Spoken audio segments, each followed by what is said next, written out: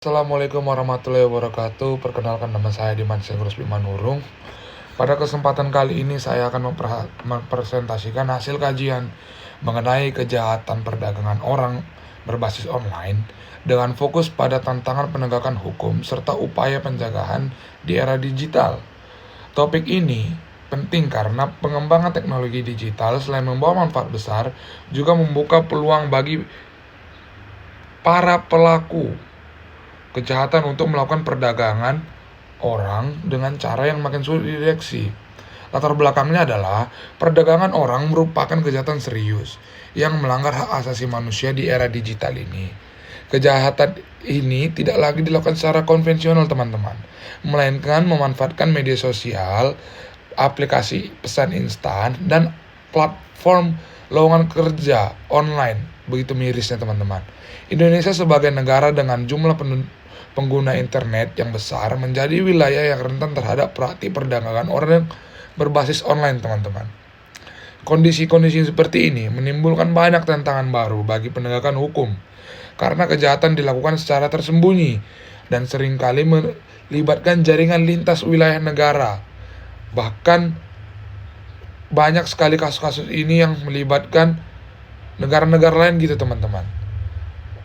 Metode penelitiannya yang saya gunakan adalah penelitian ini menggunakan metode penelitian hukum normatif dengan pendekatan perundang-undangan dan konseptual.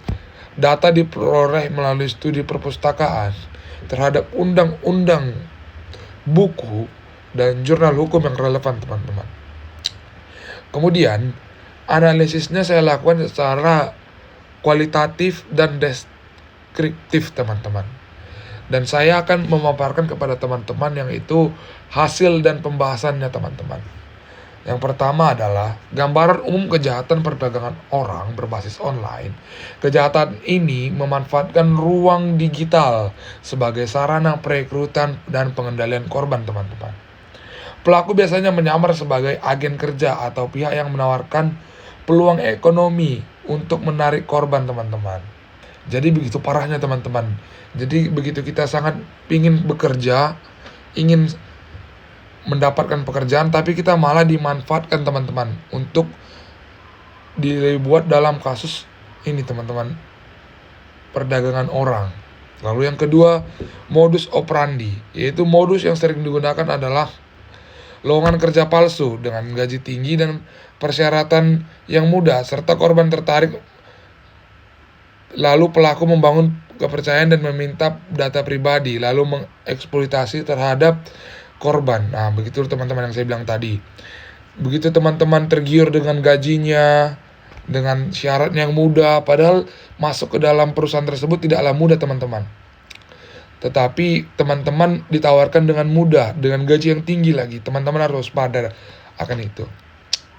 Lalu yang ketiga, teman-teman, tantangan penegakan hukum. Penegakan hukum menghadapi kendala berupa sulitnya melacak identitas pelaku, penggunaan akun anonim, keterbatasan kemampuan teknologi aparat penegak hukum, serta sifat kejahatan yang lintas negara. Jadi dalam kasus ini penegakan hukum juga masih banyak kendala, teman-teman. Seperti yang dibilang tadi, yaitu sulitnya melacak identitas pelaku karena dia bersifat rahasia atau menggunakan identitas lain. Lalu yang keempat, teman-teman, kerangka hukum di Indonesia telah memiliki Undang-Undang Nomor 21 Tahun 2007 tentang pemberantasan tindak pidana perdagangan orang dan Undang-Undang ITE. Namun regulasi tersebut, teman-teman, masih menghadapi tantangan dalam penerapan karena belum sepenuhnya menyesuaikan dengan karakteristik kejahatan berbasis online. Lalu yang kelima, dampak terhadap korban. Korban perdagangan orang berbasis online ini tidak hanya mengalami kerugian ekonomi, teman-teman, tetapi juga trauma psikologis dan stigma sosial. Oleh karena itu, dan menjadi pemulihan korban harus menjadi perhatian utama, teman-teman. Upaya pencegahannya dapat dilakukan melalui tingkat literasi digital masyarakat, penguatan kapasitas aparat di bidang penegakan hukum, serta di bidang teknologi, serta kerjasama pemerintah antara platform digital dan masyarakat dalam mengawasi aktivitas digital, teman-teman, yang mencurigakan.